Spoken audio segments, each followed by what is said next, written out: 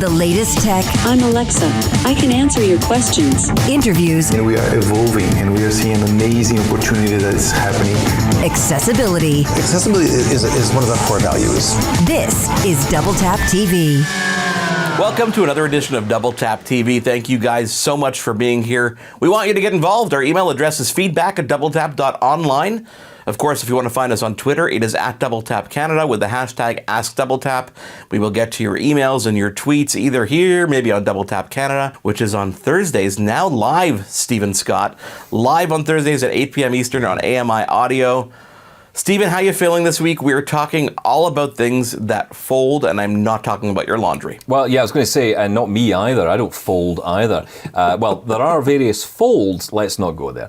Yeah, I'm very excited about this. There's a lot of new technology, a new form factor we're going to talk about this hour, and I'm really keen to get your views and your experiences on one new piece of hardware in particular that I know it's taken you, let's just say, a couple of people and thousands of miles to get to you. People, miles, and dollars to get to me. And that device, Stephen, is the Surface Duo. But I don't want to talk about it just yet, because we're going to spend some time talking about it with our guest who's going to be joining us soon. But I want to talk about the form factor, because we're kind of in our second generation now of this folding form factor for smartphones. If you take a look at my hand here, this is the Samsung Galaxy Flip. Yeah, I always mix up the fold and the flip. The fold is the one that opens like a book. The flip is the one that kind of reminds you of every single phone we ever had for many, many years, and it flips open like a flip phone. Yep. But the interesting thing about these phones is that the actual screen itself, the OLED display, is a folding plastic display, which I think inherently makes these devices kind of, I don't know, just kind of old school. Yeah, I think that's right. I mean, I love the clamshell phones. I'll be honest, I think they were much more popular in North America than they were here. They died off very early in the UK. But, you know, I still loved mine. I loved the satisfaction when you were hanging up a call or slamming it shut.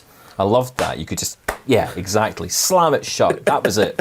You don't get that anymore. You can't do that by, you know, tapping a virtual button on a touchscreen. So, you know, I do love that aspect of it. I think the flip idea makes a lot of sense because, like you say, it's something we're used to.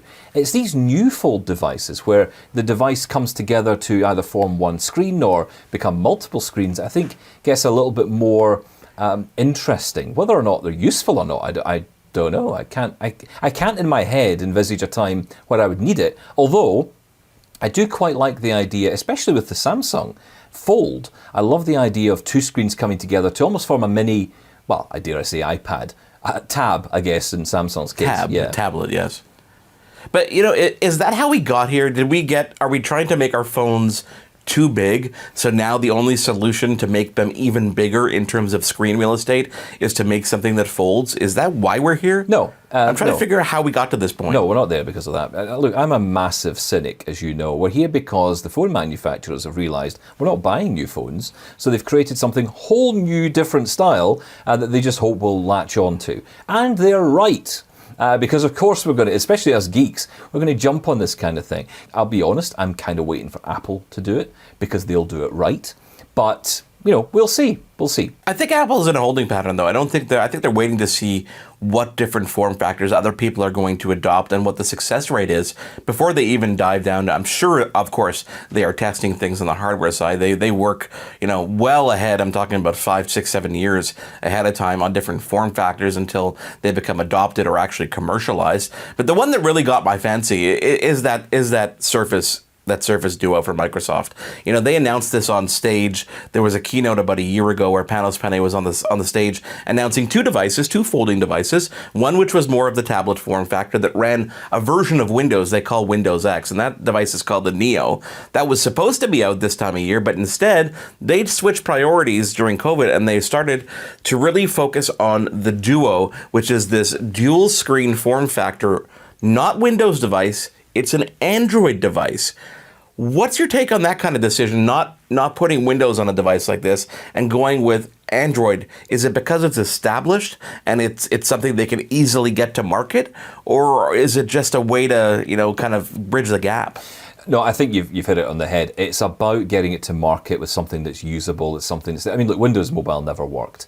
And I think to bring that back in 2020 would have been ridiculous. So the idea of, going with something like Android, having that partnership with an already established brand, bear in mind, a lot of the Surface Duo's selling points is around its integration with Microsoft. That's been brewing for some time. That's not unique to the Surface Duo. That's been worked on for a long time. You've seen Android apps of Microsoft Word, Outlook, and all the rest of them. So that integration's begun already. It's equally been done on iPhone. So, down the line, I could maybe see more work being done there. But, let's be honest, Apple were never going to work and create a Microsoft device. So, of course it had to be Android. And it makes a lot of sense to do that because people may be coming to this from a different Android experience, or they may be coming to and having already bought the apps and all of that. Yeah, it makes perfect sense to do this. Well, you know what, Stephen? Later on in the show, we're going to go hands-on with the Surface Duo. We're going to talk about the form factor, talk about the screens, talk about the experience. But before we get to that, we're going to take a break and come back and bring on a guest from this week's show. His name is Daniel Rubino, and he's the executive editor of Windows Central. This site has been reviewing and analyzing Microsoft for many, many years. Let's take a quick break and come back here on Double Tap TV. He is Stephen Scott. I am Mark AFLALO, and our guest, Daniel Rubino, is on deck here on Double Tap TV. For more great Double Tap TV content, visit ami.ca/doubletap. This is Double Tap TV. We are back on Double Tap TV. Thank you guys for being here. If you want to get involved, our email address is feedback@doubletap.online. On Twitter, we are @DoubleTapCanada. And if you use the hashtag AskDoubleTap, Stephen Scott will personally get back to your tweet. Don't you love if I do that, Stephen? I obviously commit you to these things that you don't necessarily want to do. I think it's like my little internal joke exactly. I got going here. I'm a huge fan of social media, and thank you for throwing me under the bus. I think today's bus number is 43, Mark. Oh, bus number 43. Well, Stephen, I'm very excited about our next guest. He is the executive editor of Windows Central. His name is Daniel Rubino. Daniel, welcome to Double Tap TV. Thank you so much for being here. Thanks for having me. Pleasure. It's good to talk because we're all a rave about this little device that I have here in my hands, which is the Surface Duo from Microsoft. Now, I remember about a year ago when they first announced this device, my impression was, okay, this is interesting.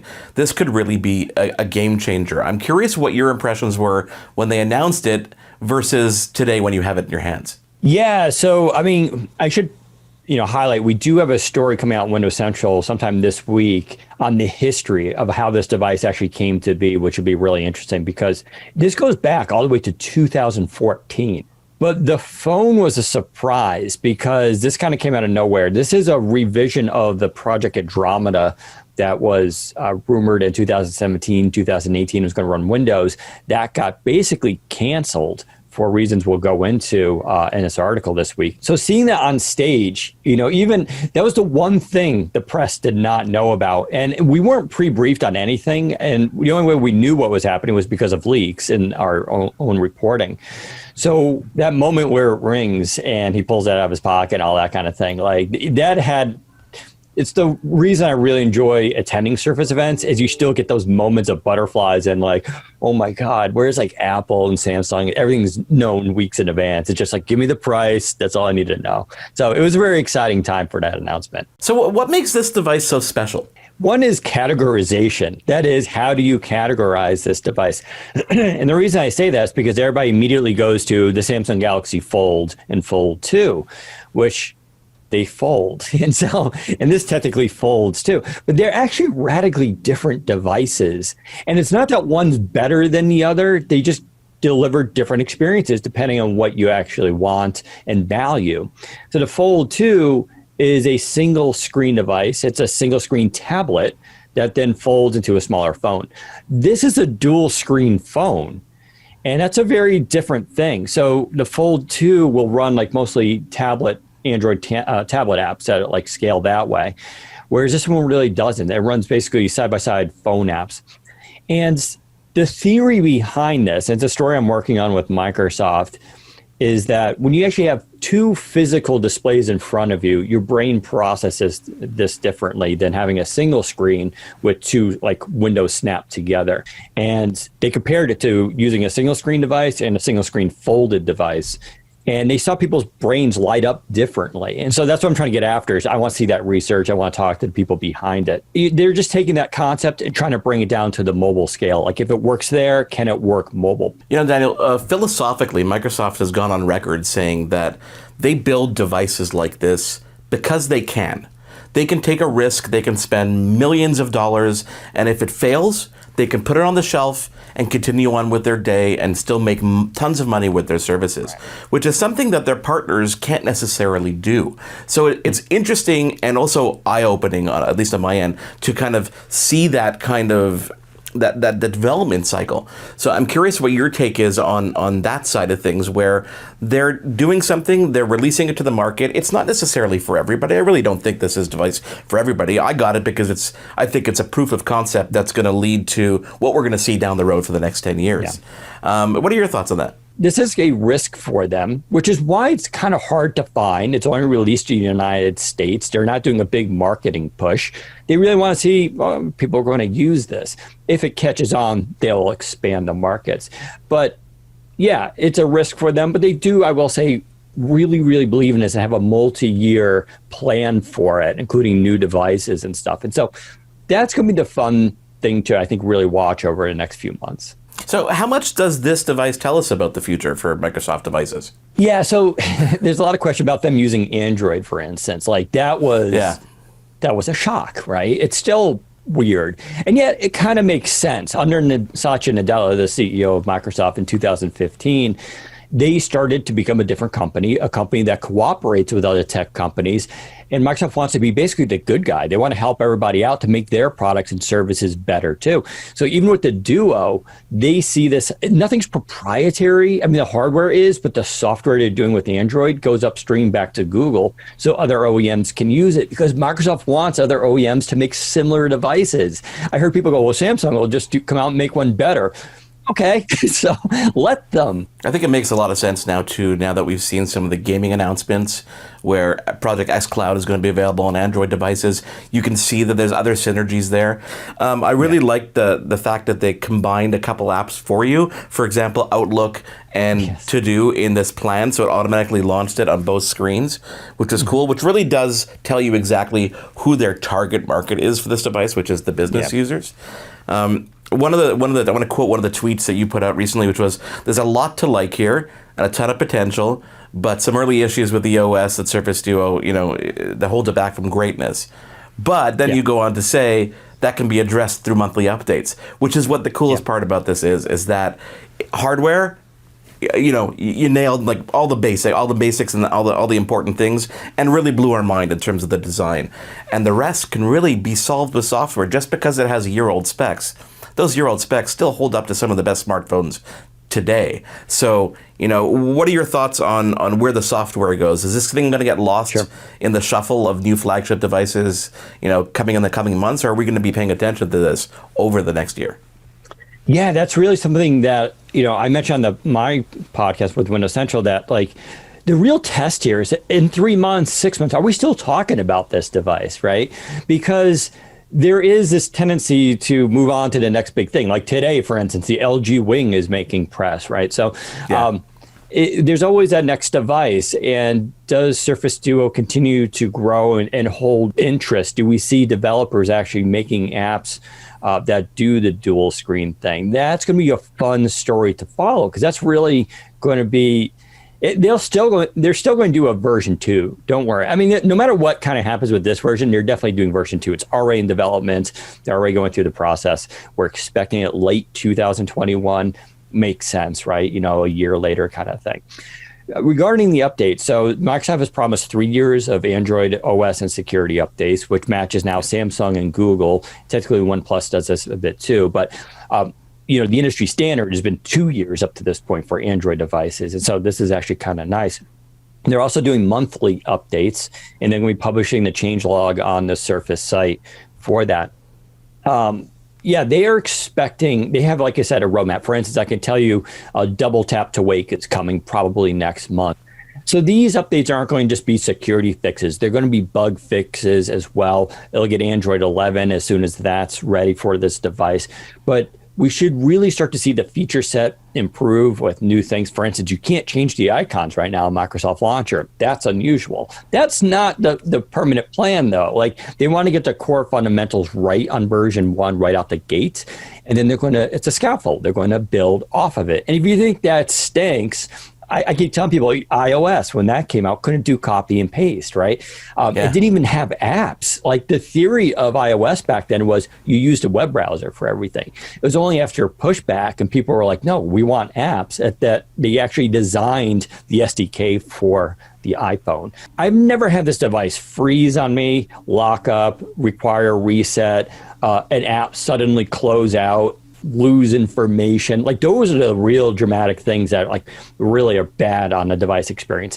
This is more just like little annoyances. Like, you go to grab the notification shade and maybe you get the wrong gesture, or the keyboard doesn't pop up in a certain app for just one time. Like, it's little stuff like that, which for some people really bothers them.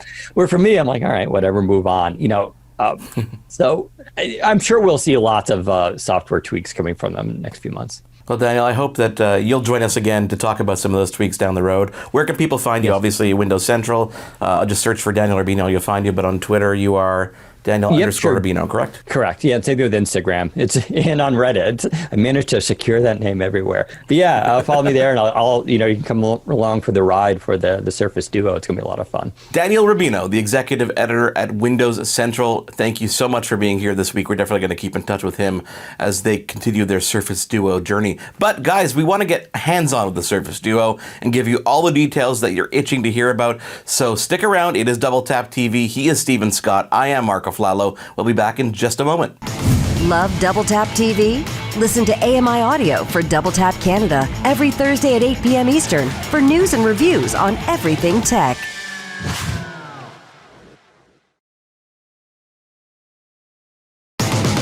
This is Double Tap TV. Welcome back to Double Tap TV. Thank you guys so much for being here. I am Mark AFLALO, as always, joined by Stephen Scott. Stephen, Daniel Rubino, he's been doing this for a very long time. He had the opportunity, because he lives in the United States, to get his hands on the Surface Duo. I had to finagle. I wish I could explain this whole story, but I don't think we have enough time. But I did manage to get my hands on a Surface Duo, and I have it right here in my hands in all its glory. And I don't even know where to start with this device. I think really, for everybody out there, we got to describe the physicality of it. When it's closed, in its closed form factor, and I'll put the stylus aside, we'll talk about that after, it's roughly the size of a Canadian passport.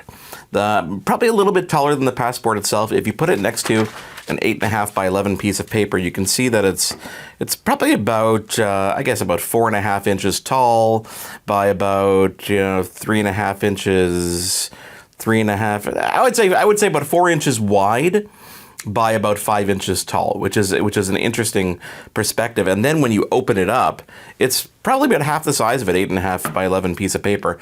The screens, Stephen, on this device are where this really sets itself apart from any other device, especially any other folding device, because instead of having a screen that folds and worrying about technology like that, what they've done here is they've put two separate screens.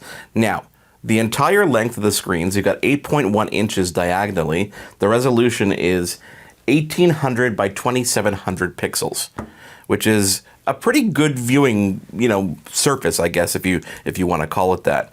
On the right side of this device, there's a fingerprint reader that is very intuitive, very simple to use. You just put your finger on there and it unlocks the device.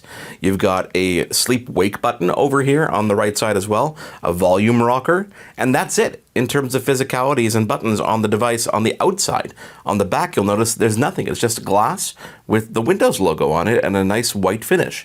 And that's pretty much the only option you can choose from is storage, because there's no color options or anything that this device gives you the choice of. One camera, Stephen, It's a front-facing camera on the inside. If you want to take pictures of the outside world, all you do is you turn that backwards and you fold the device in half, and you get a nice viewfinder on one side, and you've got the camera on the other side to take your pictures. I think hardware-wise, and you tell me if you think I'm wrong, I think this is pretty baked in terms of the hardware. Yeah, I mean, Surface hardware is always of a high quality, so I think that's pretty good. Software-wise, I think we have to be clear on this. It's running Android. It's not running Windows. This isn't another Windows phone, is it? Thank goodness. So, you know, it's one of these phones that you're going to use with, you know, you're going to be used to. If you're an Android fan, you're going to be used to using this kind of software. I guess my question is, Mark, you know, you've had a chance to play with this now. What's your thoughts on a dual screen, essentially a dual screen smartphone? What do you do with it? Well, you know, I've had the opportunity, and we talked about the Galaxy Flip earlier on in the show and the Galaxy Fold, and I think the division down the middle of the screen is actually something that helps the experience.